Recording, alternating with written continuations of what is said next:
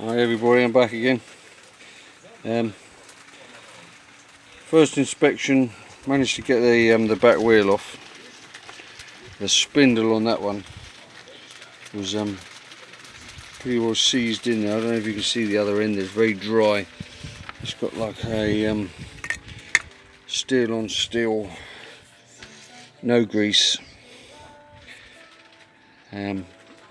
So it's a matter of work, not just banging it straight the way out. It was banging out a little bit, put some WD on there, push it back in again, get the fluid in there to free it off a bit.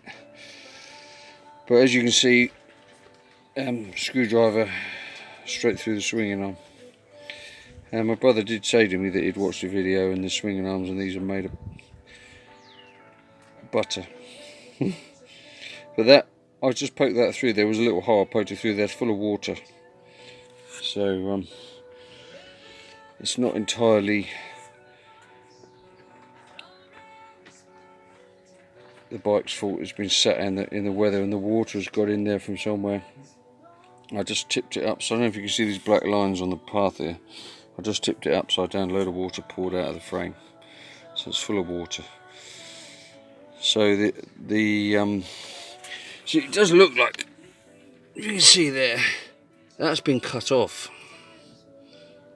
Well, there must have been a tapered support in there, and both sides they've been cut off. Whether they were cut off to try and reinforce the swinging arm, I don't know why you would want to do that. But both sides are the same. They haven't been cut off and cleaned back with a grinder or anything. They've just been sort of hacked off with a hacksaw. It's all a bit of a bodge, so the decision's been made for me for that swinging arm. So I think it will be a case of, if I can do some research, it's the fun part, and source another swinging arm that will fit this. They'll accept a bigger tyre for the back. That make a nice change rather than the skinny tyre like on the CX. Have a nice fat tyre on the back. We're changing the forks anyway, so it will be a case of marrying up the rear wheels, the rear and front wheel together. And what a state! But we know we like a challenge. We'll redo this frame, put a nice curved bar in there anyway. I want to put twin rear shocks on this. Oh, maybe that's where it was cut off, because it was the rear shocks mount. And they were going to make it into a hardtail, maybe. Yeah, makes sense, doesn't it? Anyway, yeah, because I want to put rear shocks back on this, rather than the monoshock like we've done on the other two bikes. So get on the internet, do some research, change the electrics.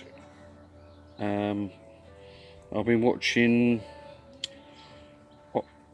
Classic Octane. He does mostly CBR, so I'll watch all his channels, send him a message about best swinging arm to put on.